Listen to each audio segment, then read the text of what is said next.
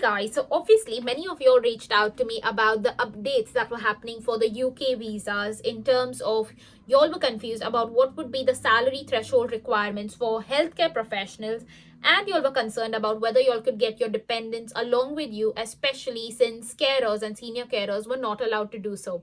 So in today's video, I am going to set the facts right, and I'm going to do this using all of the resources out there online. And if you would like it, in fact, I would recommend it that you check out all of those resources, and I'll leave them in the caption and in the description below for you. But before we move ahead, for those of y'all who do not know me, my name is Nikita and I work as a physiotherapist in the UK. And I make videos about living in the UK, getting a job here and clearing your HCPC. So if you have concerns about it, do not forget to check out my channel and drop me a subscribe.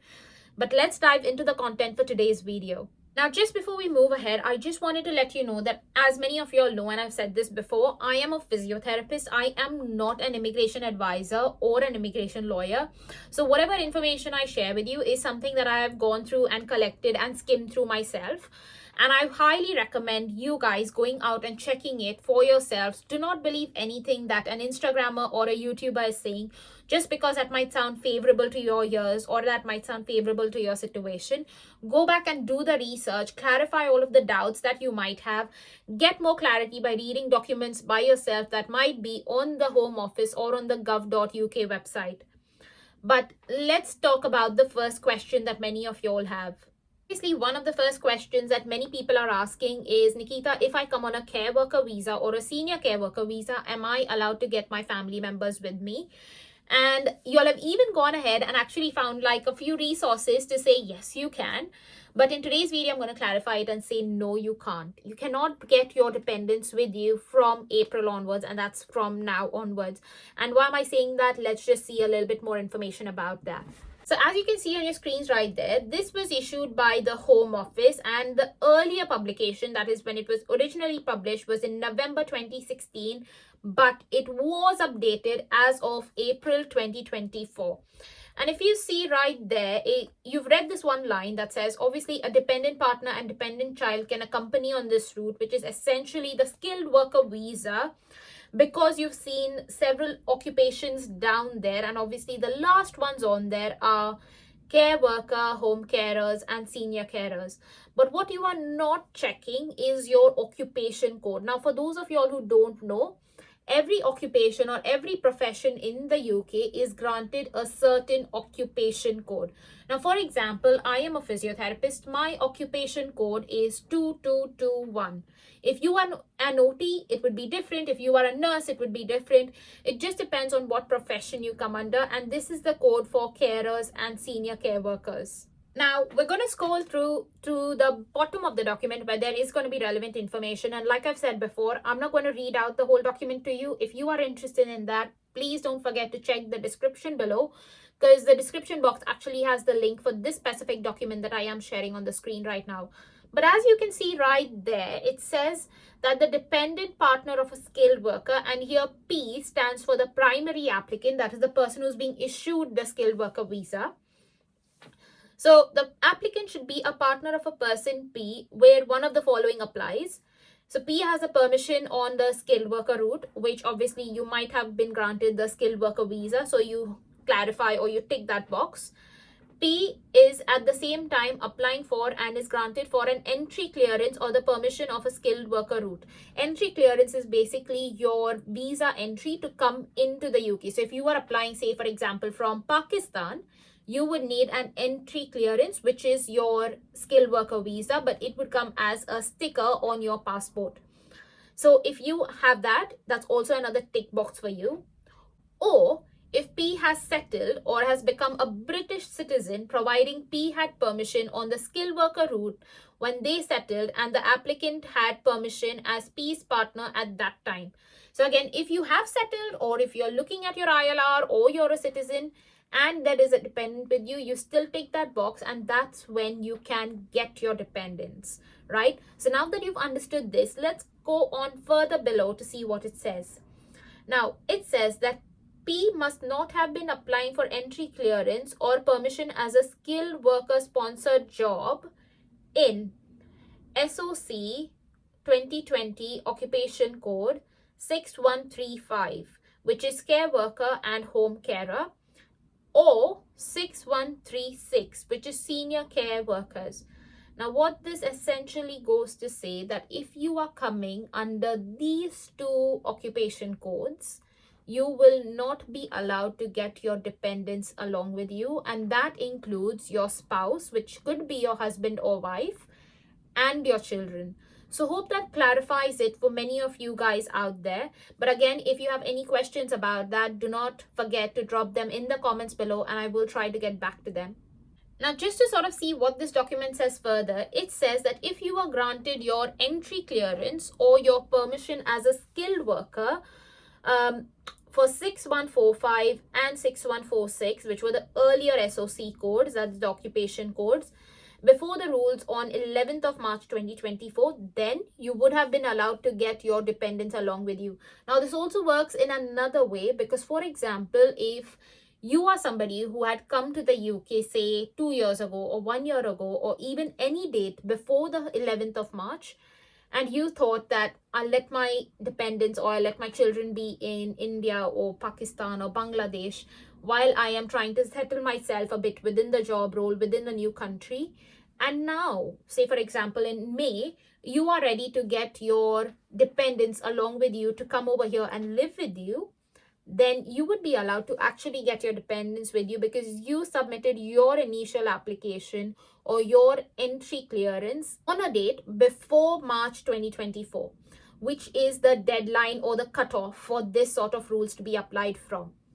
Now, I would also want to clarify the second biggest doubt that has come through many Instagram DMs, but also through many questions on YouTube, which is what is the salary requirements for a healthcare professional to be granted their skilled worker visa.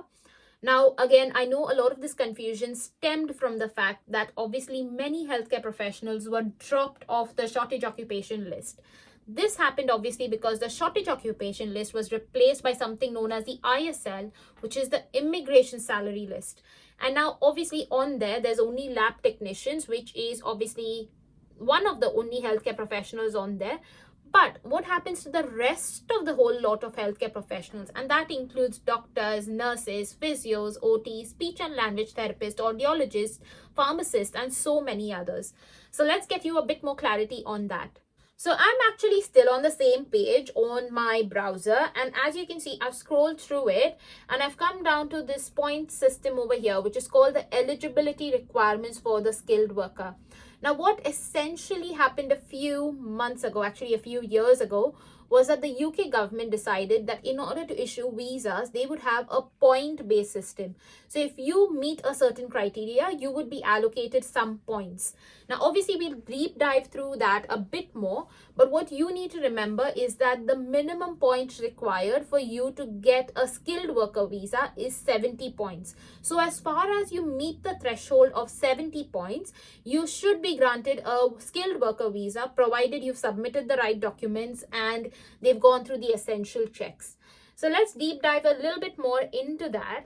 Now, as you can see over here, in terms of the point requirement for the skilled worker visa, you again need to have something known as mandatory points.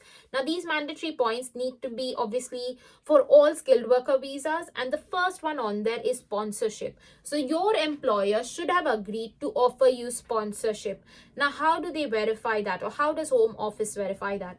Well, it's very easily done by checking the certificate of sponsorship. So the certificate of sponsorship, also known as COS, has a very important number on there called the COS number. Now, when you are submitting an application for work visas within the UK, you will be asked for your COS number, and you will be asked for your employer's number, that is under what employer number are they issuing that course. You will find all of these details on your course, so please do not be stressed about it. And if you haven't got clarity about this, please reach out to your employer when they are providing you with these documents.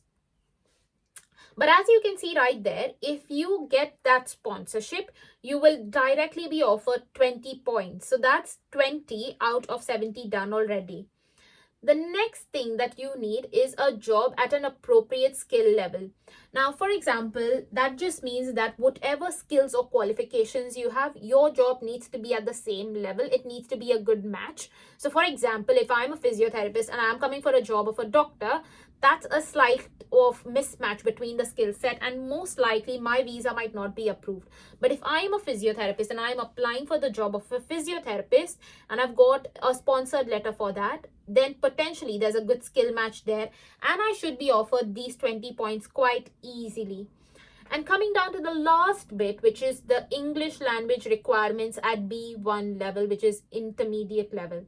Now, again, I'm not going to fool around this point a lot, but just for you all to be aware, you need to submit your IELTS reports over here, or you need to submit your ICTIS, which is a replacement for the NARIC, that is the UK NARIC, where essentially what happens is the UK government or the UK Home Office will basically evaluate your educational qualifications or academic qualifications and say, yes, it is at the level of the UK required qualifications, and issue you with that certificate. You can essentially use that certificate over here in order to clarify that your degrees were in English and that you speak the required level of English that's required. Or you could use your UKVI IELTS. Either way, when you meet those English language requirements at a B1 level, you will be offered 10 points. So if you sum that up, that's 20 plus 20 plus 10, which is 50 points. So if you've been meeting all of these mandatory requirements to get a sponsored job in the UK, you've already met the threshold of 50 points. Now let's just see how you can meet the last 20 points threshold. So as you can see right there, those were the mandatory points, and then you also have something known as optional points.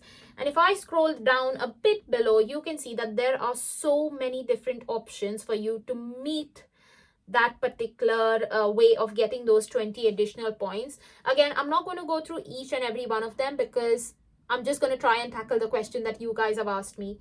So just if we come to that last point that's written there, it says that an applicant is being sponsored for a job in a listed health or education occupation and their salary equals or exceeds 23,200 per year or the going rate for the SOC.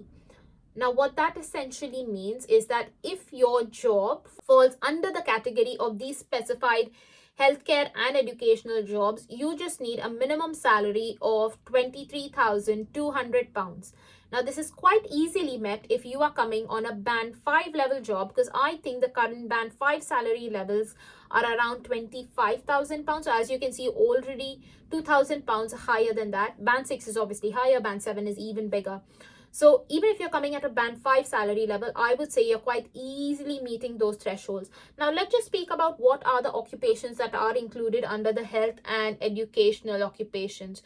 So I've done a bit of a Google search, and this is the page that pops up from there. Again, as you can see, this is the gov.uk website. So it's completely authentic, it's real, it's legit. And as you can see right there, this page provides guidance about skilled worker visas, especially those eligible healthcare and educational jobs. And as you can see right there, there are several hundreds of jobs on there, and all of their occupation codes. Now, what I have said before, and I'm going to say this again, is leaving the link for that in the description box below. So if you are not a physio, if you are not an OT, if you are not a speech and language therapist, and you still want to check whether your occupation falls under the healthcare and educational jobs requirements, then please go ahead on that page and do a quick search and check if you are under that category. Because if you are, the chances are that you need to meet the requirements of just £23,200 as your salary threshold for your skilled worker visa. But that's it from today's video. I hope you found it useful, and if you did, do not forget to like and subscribe. But do let me know of any questions in the comment section below, and I will get back to them. Take care. Bye.